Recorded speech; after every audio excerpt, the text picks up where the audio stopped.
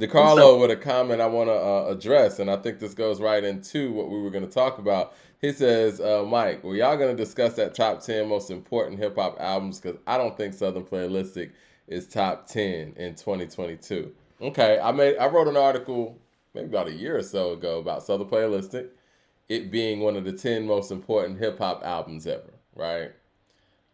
We can discuss that 10 list. But I do want to take a minute to talk about Southern Playalistic. First of all, do you think it is one of the 10 most important hip hop albums all time? Or is that a stretch? No, I don't think it's a stretch.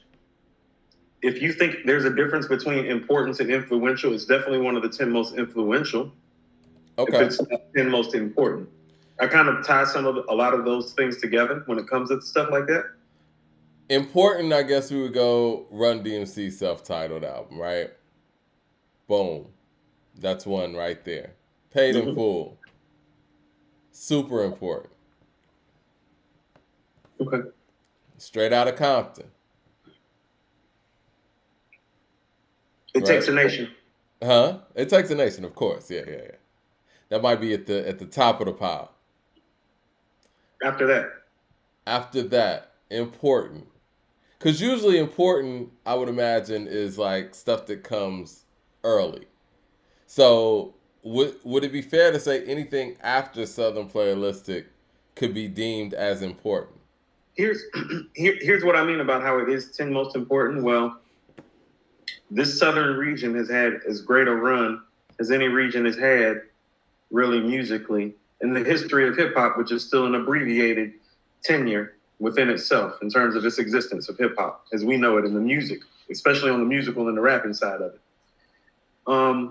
Well, this is the album that really broke down the barriers. It's like, On a well, we had, mainstream level. I mean, because yeah, everybody else before then it was more underground. yeah. I mean, and not to say, I mean, I think Scarface gave us respectability Yeah. on an MC level before OutKast came along, but OutKast actually broke through and I think took all the elements of the groups before them. Like they took the Ghetto Boys' truth, they took UGK's swag, they took 8 Ball and MJG's like funk and blues inspired, and they meshed it together and they made it, work. With a Yeah. little 3-6 even in there too, with like a lot of the horn. Like they took everybody that came before them group wise, they took the best pieces of all those groups and they made themselves into something really, really dope. And quite frankly, I think probably short of maybe Scarface and Bun B, and Bun B probably wasn't even to that point. Yet these guys were as MCs were better than those guys too. So that's what made it important. It's like, well, it was the meshing of all the little Southern influences that came before, and these guys were the dopest MCs as a combo that had come along. So it was like perfect timing too. And so, yeah, it is one of the 10 most important because it set the whole Southern rap climate sphere on fire and made people want to come down here and made this part of the multi-million and now I guess I would say $1 billion industry that is hip hop. You know what? Let's be real. Let's be real. And because I know I see Illmatic in the chat, and I see the Of course, Chronic and Doggy Style in the chat. And possibly. somebody also said, well, the Truest makes a good point here, and I know he's usually trolling. He said Chronic or Doggy Style, not both. I get that. He usually is trolling. We don't even know if the truest is a woman or a man, really, do we actually? So let's Nah. not. Right. But whoever they usually are trolling. But I kind of feel that way too. It's like, well, if we're talking about Impact is the Chronic to me. yeah, no, I mean impact and influence is the chronic. Actually, it's just Doggy Style's a better record, so it makes it a conversation. Actually, both of those nods should go to the chronic. It's just Doggy Style is a better album, so it feels, you know. And not by a lot either, if it is. Because I still would debate that. This is where I was gonna go with this because I know "Ready to Die." We're gonna say "Ready to Die" impactful, right? But let's be real though. A lot of what Big kind of was doing, that whole player shit with the Kangos, that comes from Players Ball, which was directed by P Diddy. Boom, importance, impact. Right. No. I Been mean, wearing furry Kangol, so that shit is old. mm-hmm. Um, I'm hard pressed to say 10 is more important. And I know a lot of people are saying important to the South, but how important is the South to hip hop as a whole? That's what I'm saying. If this is arguably the most, I mean, I agree with you. I think this is the most important rap album that ever came out of the South. That alone within itself should give it top 10 status or at least definite consideration. So the fact that people are like giving like all the West Coast and East Coast albums is part of, part of the talk on Two Dope Boys on a Cadillac on ATLs. You know what I'm saying? Do you It's think like, it's more important than 36 Chambers? no, Okay. I I don't. see All Eyes on Me in here. It is more important than All Eyes on Me. Okay. It is. All Eyes on Me didn't shift any climate for a whole region. That's what I'm saying. Well, This album All shifted. Eyes on Me gave us the double disc. I guess we could say that the most for All Eyes on Me, right? I mean, you can say that if you want, but that's still not more important than influencing like a whole coast and a culture like gravitating down to the area because of that album specifically. Yeah. So, yeah. I mean, think about what you're saying. Puff shot their first video. What Southern rap group ever got that kind of attention from an East Coast guy? Now, I want to get my timelines right. Players Ball comes out in 93. December. Yeah. Okay. So when did the video come out? And I guess where I'm getting to is, did Players Ball come out before did it come out before Juicy? I believe so, yes. Yes, Players Ball was before Juicy, if memory serves. Because, yeah, I didn't see Big in the Kangos and all of that until, after Players Ball and after Cass was doing what they were doing. Yeah, that was Big Papa, yeah. Because Big on Big Papa looks way different than Big on Juicy, wardrobe-wise. Happened fast. Yeah, I see. Get Rich or Die Trying is. I don't think Get Rich or Die Trying is impactful and is important. I think it was a moment because honestly, what did it actually do for New York hip hop? Some could say that it pushed it backwards. It's one of the best moments in rap history, though. It is. Oh, definitely. It's one of those doggy style moments, actually. But you know what? Let's get to that album itself. What was your favorite song on Southernplayalistic? Oh, Mike, it's still Ain't No Thing, probably. Ain't No Thing really? Ain't No Thing was my favorite song like then. It's still probably my favorite song now. It's it's the OutKast that you're never going to hear again format-wise because they have 2 verses apiece. Big Boy's actually freestyling at the end of the song. It has them going back and forth on the hook. And like for me, that's like young Southern rap, wordsmith, street knowledge type shit. You know what I'm saying? LP says LL was rocking Kangos in the 80s. Those were buckets. This is different. But yeah, go ahead. These was the player Kangos. Yeah. It's a little different. But Ain't No Thing and Crumbling Herb were my 2 favorites as a young man and a teenager, and still probably now to this day. Yeah, Crumbling Herb, Ain't No Thing. I think that what my favorites were then are kind of different than what my favorites are now. I mean, Get Up, Get Out is definitely a standout record, right? It's different. It actually put them in position to do what they ended up doing on ATLians and beyond as far as like content wise. But the song Southernplayalistic alone, like that chorus is beautiful. And the way it's put together and the way it hits, I think Funky Ride makes it. I think Funky Ride's the X Factor song on this album. I agree. I don't know, man. It's tough. You know what? My personal favorite is Claiming True. I love Claiming True. That's my personal favorite. You want to know what, Mike? That's my personal favorite verse on the album is Andre's verse on there. Oh, Heavenly Father, why you even bother watching over me? Growing up a little G, my mama thought I grew to be a lawyer or a doctor, but I felt like how my heart up had to shank up in my socks when I started kindergarten. This ain't no secret garden, so you flower niggas flee. Yeah, like you said, you're never gonna hear that OutKast again. We It's never like hear those it's such guys. a vintage, um, just a vintage piece of work. It's their second best album, Mike. It's their second best album. I'm completely in agreement with that. Their second You best know, album. and I know a lot of people love ATLians, and you know it's not a bad thing when ATLians is your third best album. But for me, obviously they're better rappers on ATLians, but the tutelage and the tools that they were able to be given on this album from Organized Noise and all the musicians surrounding it, all the vocalists surrounding it, they armed these 19-year-olds with the background and the foundation to be able to go on to be the group that they became. And you hear all that in this album. And this album, honestly, really, I mean, they're dope on here. It's not really about them per se, the greatness of it. It's about you sound like you're hearing a whole city, not two guys. You're hearing everybody in Atlanta, hands on deck. Let's make these two talented guys a dope ass album. I mean, Sleepy Brown gets funky ride. Whoever's doing the guitar solo, I don't remember. Um, but yeah, and you got Crump on bass, like all hands on deck. Joy's on here a lot. And Goody Mob represents clearly. CeeLo's verse on Get Up, Get Out is probably one of the best, if not the best verse on the whole album, in my opinion. Mm-hmm. So yeah, it's a magical moment. It's one of those things that you'll never get back. And for people who were outside when it came out, I could see how they feel like this is OutKast's best album. This is one of those albums similar to College Dropout. You can't duplicate this.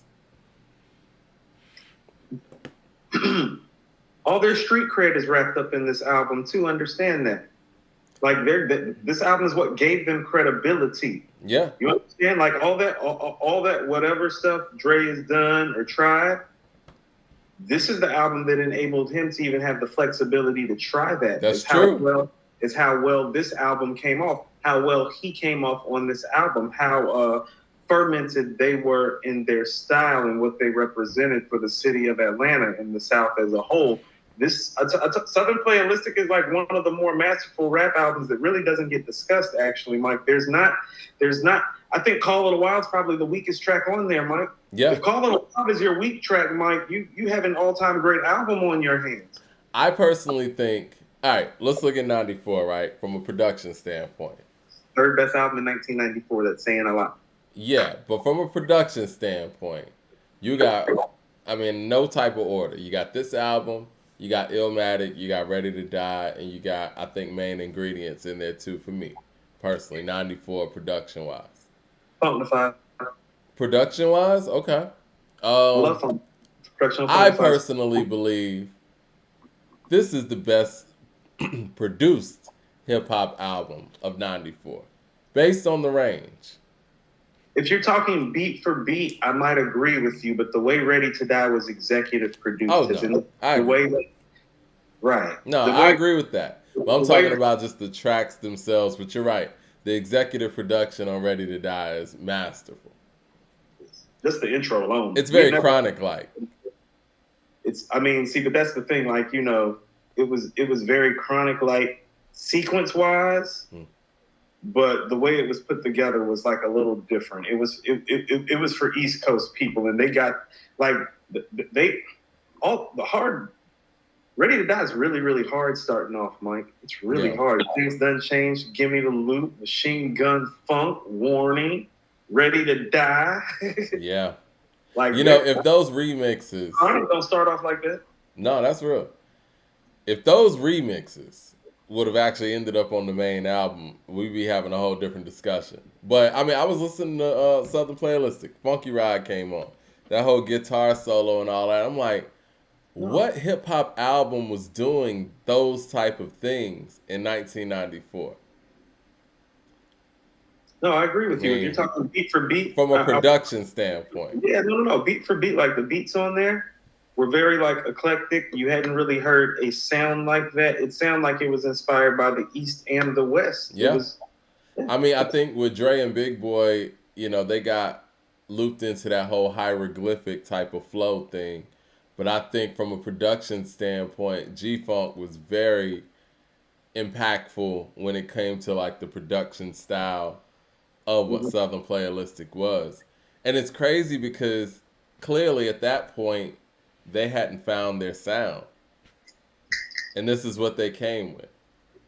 And the next album is totally different. You know, I think I kind of looked at it different when it was happening.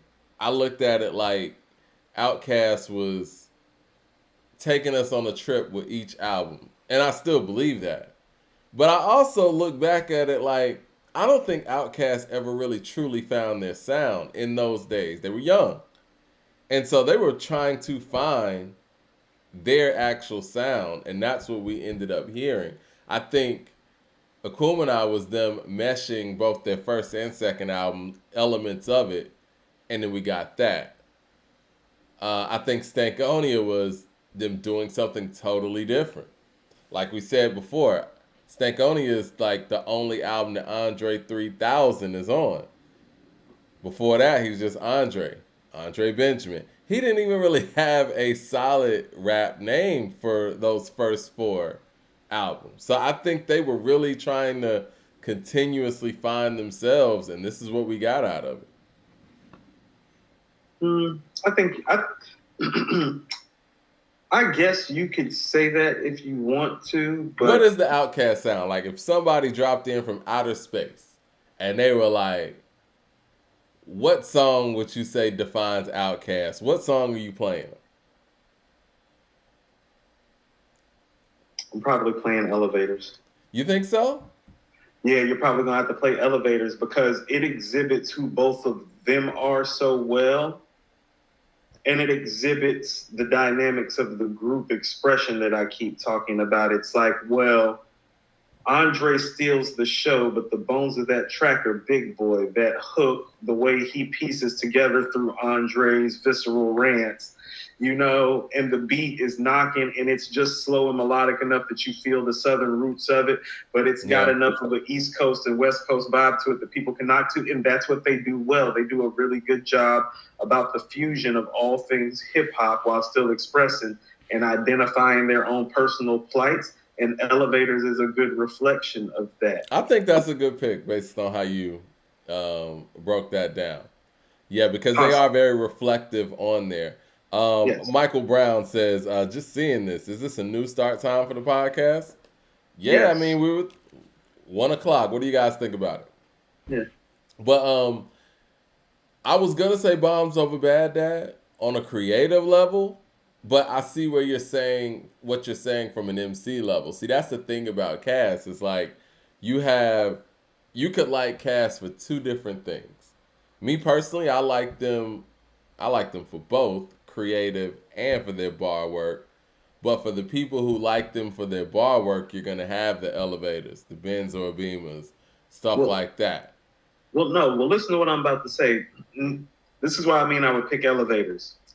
Because of Elevators, you could go backwards and forwards and still find those guys on that song. Like on Elevators, you can go back to Benz or a Beamer or Ain't No Thing or Hootie Hoo and be like, no, I can still hear that guy. But you can go forward to like Rosa Parks and the art of storytelling and So Fresh, So Clean and Miss Jackson and hear those people too.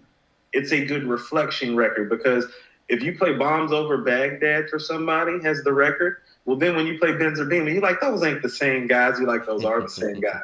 But if you play Elevators, no, you can play Bombs Over Baghdad and Benz or Beamer after Elevators and be like, no, I get it. Those are the same guys. Because creatively, the way that they're reflecting on things on Elevators, you can see how they have that style mastered and can do it much quicker and on a higher MC level on Bombs Over Baghdad. I mean, they showed us that on Stankonia when they did Spaghetti Junction. Like, some people believe that song is actually an old song. I don't believe that. I know you were saying that you think that. I think that was a new song that they made in the old style. And it's funny you say old style. In 2000, shit, Southernplayalistic was only 6 years old. You know what I'm saying? Mm-hmm. That's Kendrick Lamar's whole break right there. It's them going back and forth on the mic just seamlessly. It just didn't seem like we have no evidence that track was made around the time. It sounds like the current guys. Shout out to My man, shout out to 007 out here with the $20 super chat. He says, y'all killing me with the early time. Hope it's a one-time thing. Did Pusha change track list order or something? Uh, respect y'all. Y'all went through music with more mature minds in my favorite era of hip hop. 86 baby, keep it going. Yeah, we're thinking about making 1 o'clock the new time. Let us know what y'all think about that, and what works, because we want to do what works for the people, because we are a platform of the people, and we appreciate all the feedback y'all give. Um, I don't yeah, want to. go I don't. ahead. I'm about to say I don't want to turn this into like an outcast. Like, you know what I mean? Yeah, because we could go on and on, but yeah, Southernplayalistic celebrated 20. What? Damn, what is it now? Is it 28 years? Yeah, Hey, 94. Yeah.